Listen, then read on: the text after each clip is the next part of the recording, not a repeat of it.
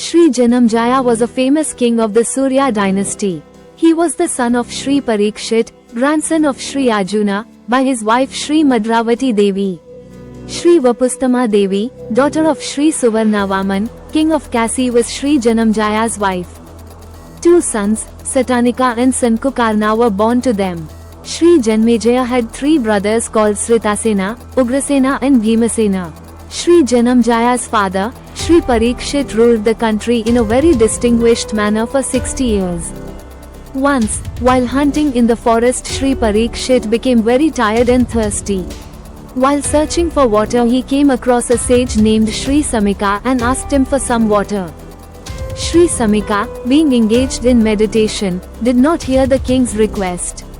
But the king, mistaking the sage's silence for haughtiness, and also due to affect Sri Kaliyuga on his head, threw in anger a dead snake around his neck and went away.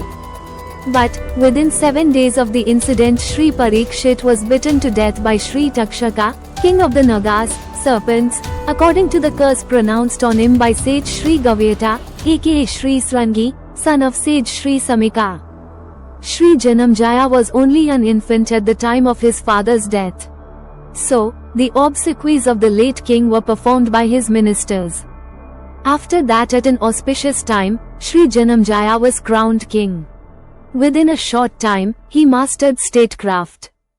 Dhanur Veda, art of archery, was taught by Sri Kripacharya.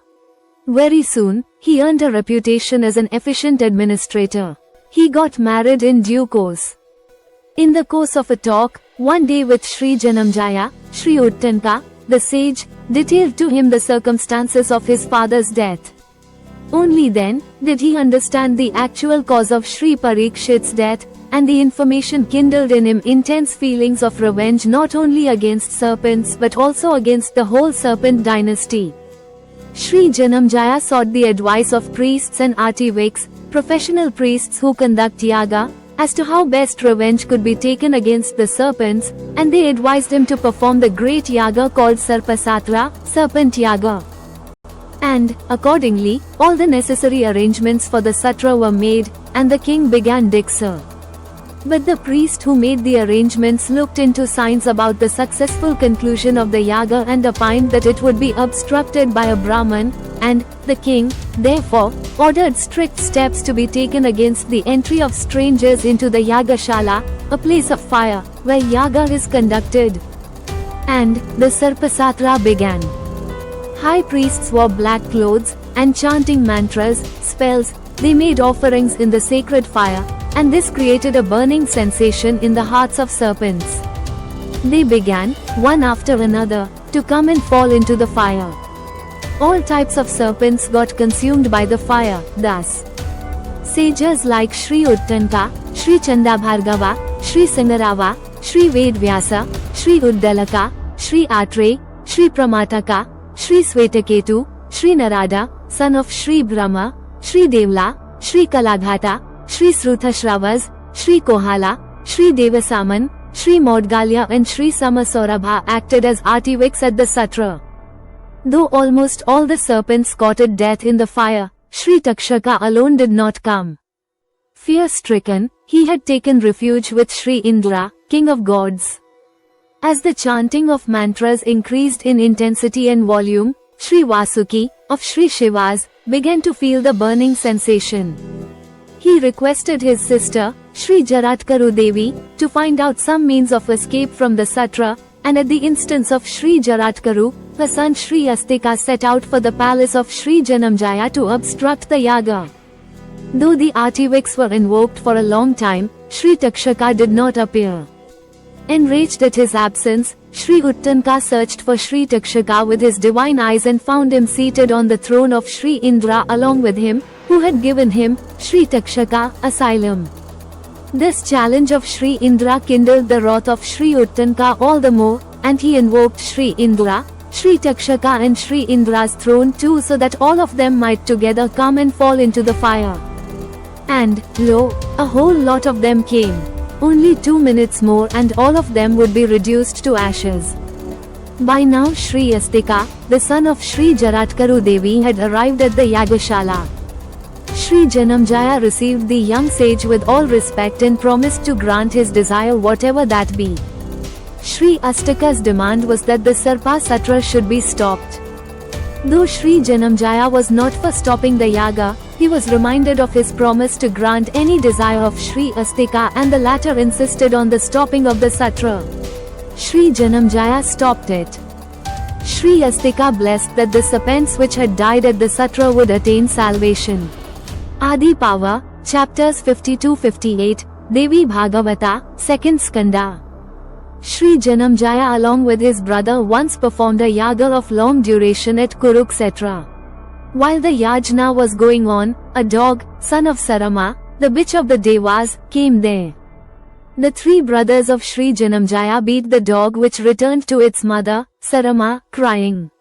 The mother asked him whether he had done anything to deserve the beating, and he answered thus, "No, mother, I had done nothing wrong.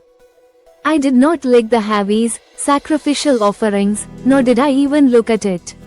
Hearing her son's reply, Sarama in deep anguish went to Kurukshetra and questioned Sri Janamejaya as to why her innocent son was beaten by his brothers. Neither he nor his brothers replied to Sarama, and she cursed Sri Janamejaya that he would be subjected to adristafala, unforeseen results.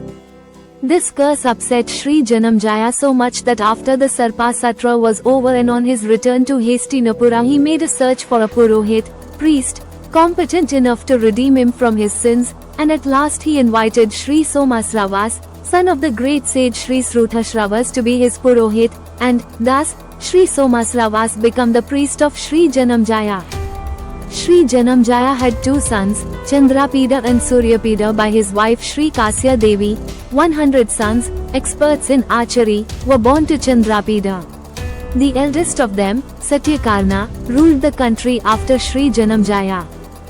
Satyakarna had a son called Swetakarna, to whom was born a son called Ajapava by his wife Yadavi, the daughter of Sukaru. Sri Janamejaya defeated the king of Takshashila and subjugated the country.